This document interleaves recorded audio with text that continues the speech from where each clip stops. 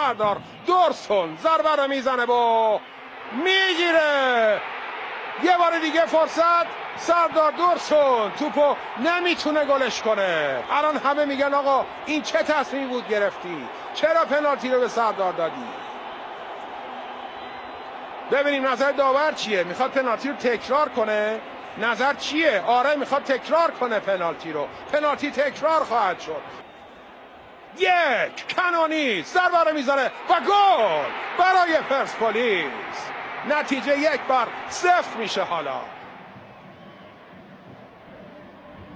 دوباره رو دروازه یه ضربه و گل به خودی. یه ضربه عالی، ضربه ای که حالا کوشکی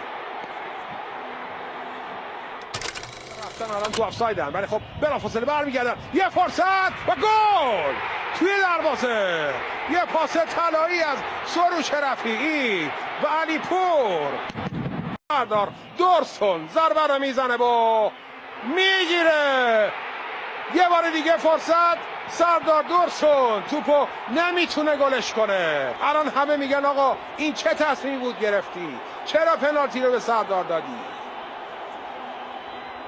ببینیم نظر داور چیه. میخواد پنالتی رو تکرار کنه. نظر چیه؟ آره میخواد تکرار کنه پنالتی رو. پنالتی تکرار خواهد شد.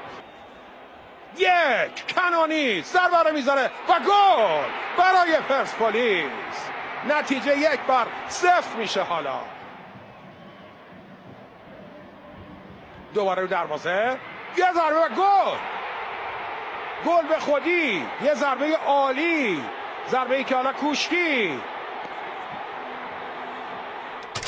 رفتن الان تو آفسایدن، ولی خب بلافاصله برمیگردن. یه فرصت و گل توی دروازه. یه پاس طلایی از